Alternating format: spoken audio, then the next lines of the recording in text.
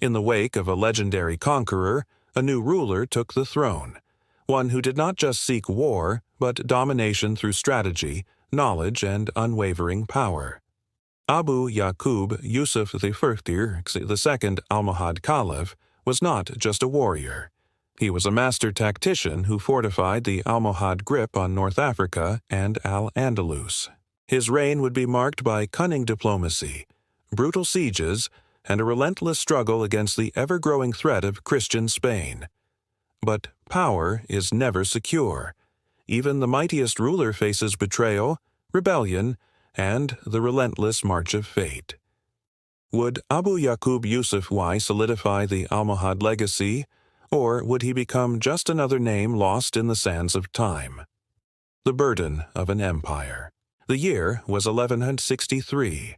The great Abd al-Mu'min, the man who had crushed the Almoravids and built the Almohad Empire, was dead. His son, Abu Yaqub Yusuf I, ascended to the throne, but his rule would not begin in peace. The empire was vast, stretching from the depths of the Maghreb to the golden cities of Al-Andalus, but it was also fragile. Rivals lurked in the shadows. Christian kingdoms in the north sharpened their swords, and within his own court, whispers of doubt grew louder. Abu Yaqub Yusuf was no reckless warlord. He understood that true power came not just from conquest, but from securing what was already won.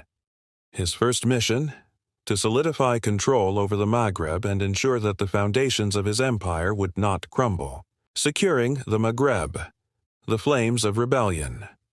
The lands of North Africa were always in turmoil.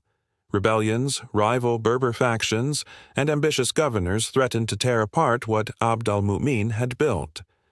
The Atlas Mountains hid warlords who refused to submit, and the deep Sahara was home to nomadic tribes who had their own ambitions.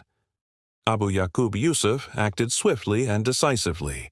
He personally led brutal campaigns, razing fortresses and executing traitors. But he was more than just a warlord. He knew that lasting power required more than just the sword.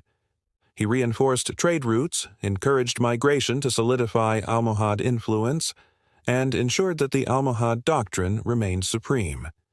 In the legendary city of Fez, he commissioned scholars and architects to build new centers of learning. He transformed Marrakesh into a political stronghold, constructing citadels that still stand today.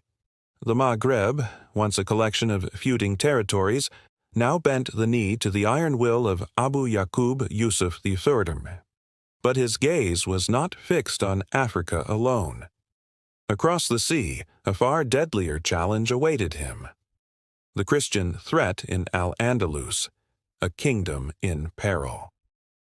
The Iberian Peninsula was a battleground.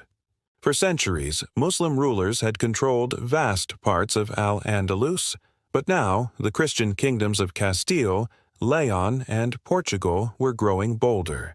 They sought to reclaim what they had lost, and they saw the Almohad transition of power as their opportunity to strike.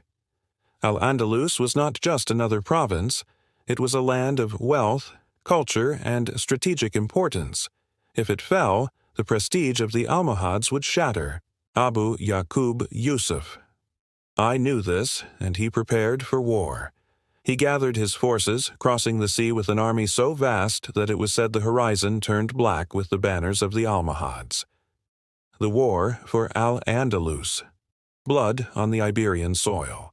The Christians had been pushing south, launching devastating raids and capturing key fortresses. Abu Yaqub Yusuf I. It would not stand by and watch his empire be dismantled. He sent an ultimatum: submission or destruction. When the Christian rulers refused, he unleashed the fury of his armies. The battles were fierce. Cities burned, castles fell, and rivers ran red with the blood of the fallen. One of the defining moments of his reign came in the siege of Santarém in Portugal. The Christian forces, confident and well-prepared, believed they could resist the Almohad assault. But Abu Yaqub Yusuf was no ordinary commander. He devised a relentless siege, cutting off supplies and forcing the defenders into starvation and desperation. When the walls finally broke, The city was consumed by Almohad fury. Thousands were slaughtered and the survivors were forced to submit. It was a statement, a warning to all who opposed him. He would not allow Al-Andalus to fall. He would fight to the last breath. A ruler of wisdom and power. Abu Yaqub Yusuf. He was not just a man of war. He was a scholar, a patron of knowledge, and a ruler who understood the value of wisdom. Under his reign, philosophy and science flourished. He invited scholars, poets, and architects to his court, ensuring that Almohad rule was not just defined by the sword, but by culture and intellect.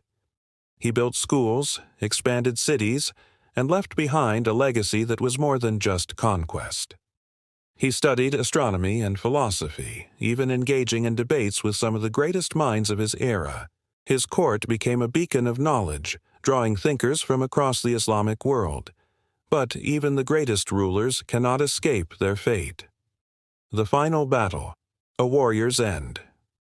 In 1184, Abu Yaqub Yusuf I led one of his most ambitious campaigns against the Christian forces in Portugal. He aimed to crush the rising threats once and for all. But fate had other plans. During the siege of Santarém, he was mortally wounded. His warriors carried him back, but his strength faded with every passing day. The great ruler, the man who had held the empire together, the man who had crushed rebellion and defended Al-Andalus, took his final breath. The empire he had fought so hard to protect now stood at a crossroads. Would his successors be able to hold it together, or had the seeds of decline already been planted? Conclusion. The legacy of Abu Yaqub Yusuf. Abu Yaqub Yusuf I's reign was one of strength, wisdom, and relentless ambition. He was a ruler who understood that war alone was not enough, that knowledge, faith, and politics were just as powerful as the mightiest armies. He fought to keep the Almohad Empire from crumbling, but history is unforgiving. The Christian threat would not end with his death, and the empire he left behind would face even greater challenges. But one thing is certain. His name would never be forgotten. He was more than a ruler. He was a legend. Was he a visionary, or just another warlord trying to hold on to power? Did his empire thrive because of him? Or was his relentless ambition the first crack in the Almohad dominance? Only history can decide. Subscribe for more epic tales from history.